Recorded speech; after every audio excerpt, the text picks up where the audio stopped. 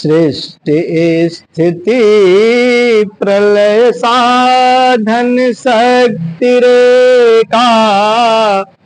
सृष्टि स्थिति प्रलय साधन शक्ति रेखा। छाये वयस्य भुवनानि विभक्ति दुर्गा। छाये वयस्य भुवनानि विभक्ति दुर्गा। एक छान रूप मपियस्य चेष्टते सा। गोविन्दमादि पुरुषं तमहं भजामि। गोविन्दमादि पुरुषं तमहं भजामि। हमारे सृजन से लेकर के पालन और संहार का कारण दुर्गा जी को बताया गया है। तो समझने का विषय यह है कि कौन हमको सृजित करता है, कौन पालन करता है और कौन संहार कर देता है। एक छोटी माँ जिसको कह लीजिए, जो इस शरीर को जो है सृजन करती है, उसको छोटी माँ कह लीजिए, कि केवल हमारे शरीर का सृजन करता है, पालन करती है, पास खोलकर बड़ा करती है, विद्या दे करके करती है। अज्ञानता को का संहार करके हमको इस जगत में के लायक बनाती है, तो वो छोटी माँ कही जाती है। तो इसी के परिकल्पना में यह होता है कि तब इस सृष्टि को कौन उत्पन्न किया। तो आता है कि तो बड़ी माँ, आप देखते होंगे माँ की मूर्ति बहुत बड़ी बनती है, मतलब वो बड़ी माँ है। बड़ी माँ मतलब कि इस सारे सृष्टि के जो है स्थिति मतलब सृजन करता है, उसी से सारा सृजन होता है, सभी जीवों की उत्पत्ति होती है और इसी प्रकृति से जो है पालन पोषण होता है। सृजन किसी का, सब जीव का कहां से होता है? प्रकृति से होता है। प्रकृति ही सबको सृजन करती है और पालन हमारा भोजन पानी जल अन्न वायु कहां से मिलता है? इस प्रकृति से ही मिलता है। तो प्रकृति ही पालन करती है और हमारे दोष दुर्गुण दूर करिए, शुद्ध हंस बनाइए। यह प्रकृति ही गुरु रूप में हमारे दोष दुर्गुण को दूर करके और हमको गढ़ करके एक अच्छा इंसान बनाती है और अंत में अपने में ही विलय कर लेती है। इस प्रकृति से सभी उत्पन्न होते हैं, इस प्रकृति में ही सबका लय हो जाता है। तो हमारे अंदर कल्पना क्या होती है कि प्रथमम शैलपुत्री च, एक हिमालय की पुत्री जो है, हिमालय पर कोई ऐसी शक्तिशाली सुंदर एक औरत होगी, ये कल्पना होता है ना।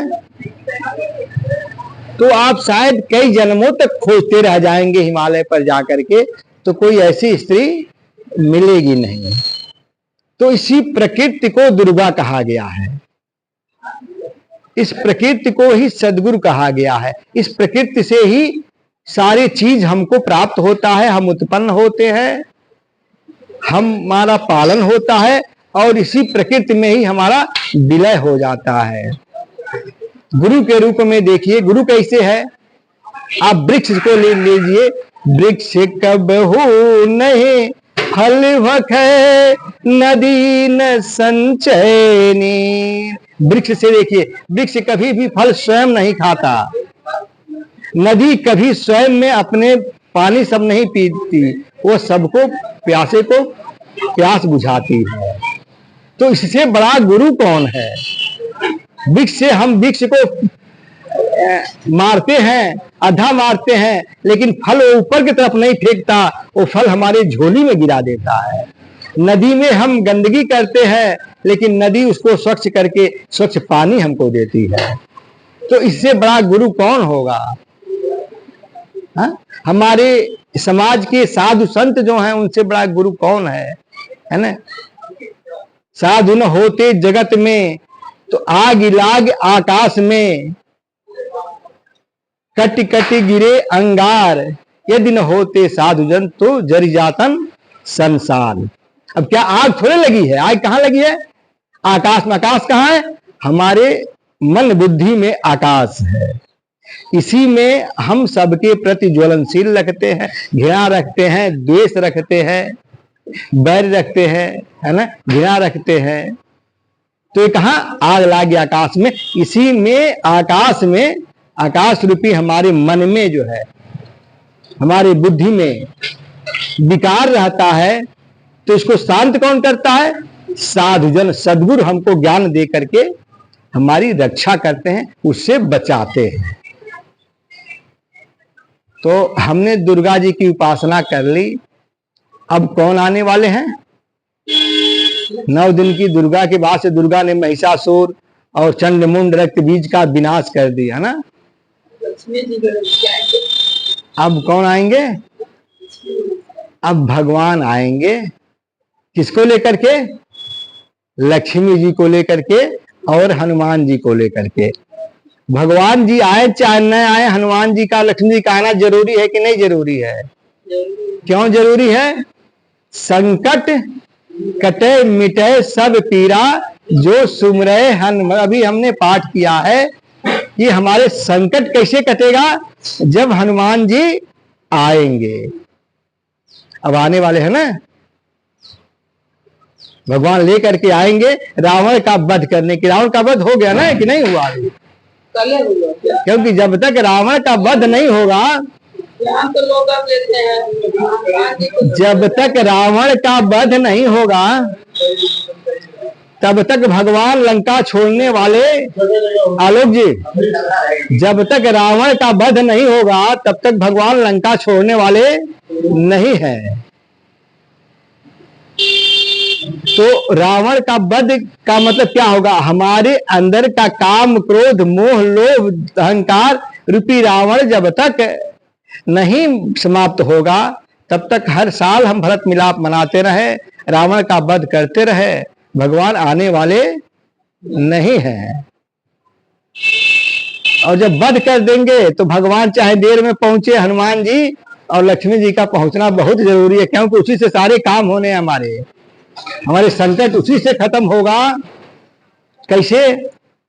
जब हमारी श्वास की गति ठीक ठाक चलेगी, श्वास प्रश्वास हमारा सही चलेगा, दोनों नाड़ियां इंगला पिंगला सम चलेंगी, तो हम स्वस्थ रहेंगे, है ना। यह उसका अध्यात्म है, समझिए बात को। अब हनुमान जी की रोज पूजा करें और सांस की गति को ठीक न रखें तो हमारा संकट कटने वाला नहीं है। जब हम अनुलोम विलोम सुबेरे उठ करके करें, हनुमान जी को अंदर लें और फिर हनुमान जी को ठीक से बाहर निकालें, क्योंकि हनुमान जी कौन है? पवन तनय बल पवन समाना, बुद्धि विवेक विज्ञान निधाना। हनुमान जी के पुत्र है, पवन जी के पुत्र। पवन जी कौन? इस पूरे ब्रह्मांड में जो है फैले हुए वायु को जो है उनके पुत्र है। तो उनके पुत्र छोटे रूप में, हमारे शरीर में तो छोटा ही जाएगा ना श्वास, तो इसीलिए पवन तनय कहा गया। तो हम अनुलोम विलोम सुबेरे उठ करके करते रहे, अपने श्वास प्रश्वास की गति ठीक करते रहे, तो हमारा संकट कट जाएगा, दुख मिट जाएगा। तो जो डॉक्टर साहब लोगों को हम पैसा देंगे, वो पैसा बचेगा तो लक्ष्मी जी की बढ़ोतरी होगी कि नहीं होगी? काम क्रोध मोह लोभ झंझट से दूर रहेंगे, मुकदमेबाजी से दूर रहेंगे, तो घर में लक्ष्मी जी की वृद्धि होगी कि नहीं? नहीं तो कोर्ट कचहरी में जाकर वकील साहब लोगों को दे देंगे हम पैसा सारा,